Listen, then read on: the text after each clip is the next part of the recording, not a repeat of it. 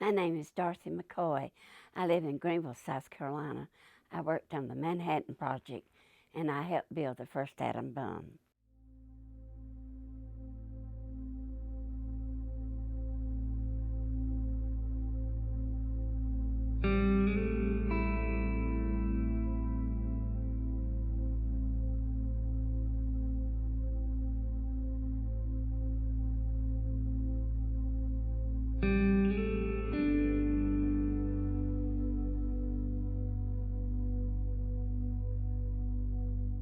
I've lived in Greenville all of my life until I went to Oak Ridge.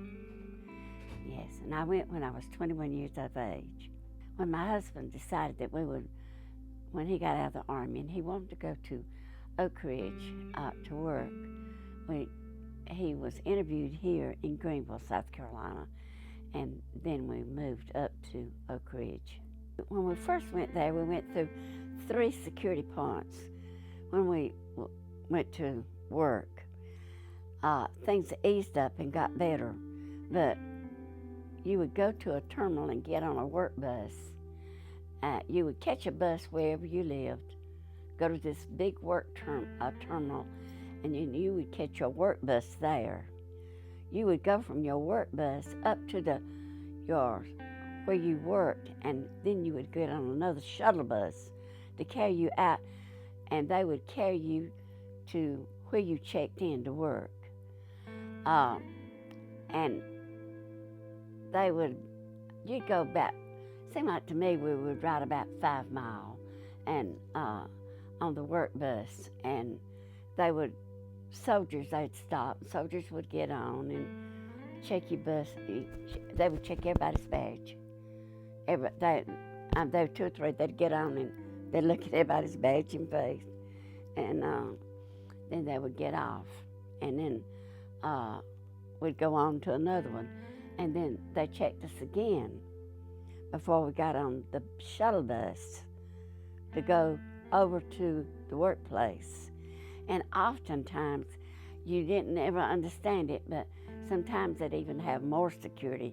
They would check you when you got off for some reason. But you knew, and you could tell oftentimes there'd be more security guards on than at other times. The first job we did, we worked behind construction, and everything, there was so many pipes in that thing, and every pipe had to be tested and it wouldn't leak.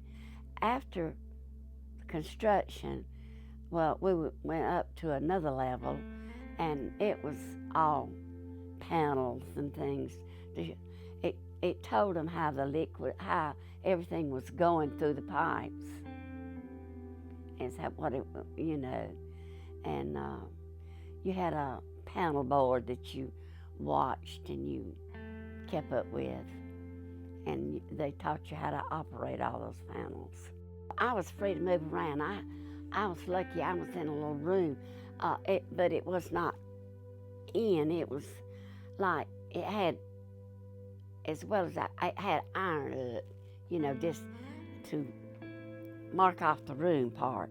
And then it had black panels, big black things, and it had dozens of panels on it.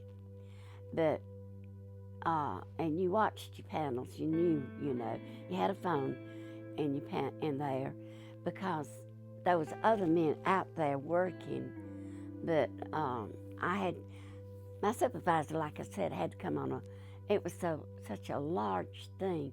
He had to come on a bicycle to check me, and he would come about twice a night. They taught you how those things were supposed to go, and you did different things and took readings of all those things every so many hours, every so often. And you recorded everything. Even when on construction work, you kept logbooks. We was there when they dropped the A-bomb, and we had to go up to the square. We couldn't find out what all the commotion was about, so we went up to the square. That's where you went to find out everything.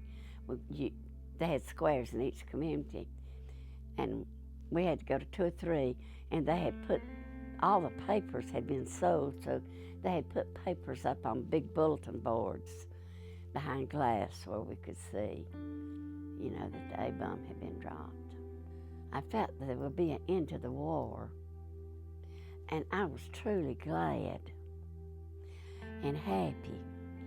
Now, lots of people, and I think everybody was, but I had this one man ask me one time, how did you feel knowing that all them people died? Listen, boys that I went to school with was dying every day. And back then in our neighborhood, when we didn't have too many telephones, in the Western Union, when the Western Union came out and your boy came out on a bicycle in your community and he had a telegram during the war, you knew it most of the time. If they went to a house where that boy, there was a boy serving, you knew it was bad news. That person had got hurt or was dead. So, and another thing, Russia and China and Japan was all trying to develop the bomb. And it was who gets there first. And I was glad we run the race. When your friends are dying, you don't think about things like that. War's war. It's a sad time, a bad time and a sad time. Not anything good about it. I felt like that we was doing something to help the country. That it must be something that was going to help the country. And everybody was wanting the war to end, And it was such a sad time. If our country ever got like that again, I'd do everything I could. And I think anybody would. If you cared for this country, you would.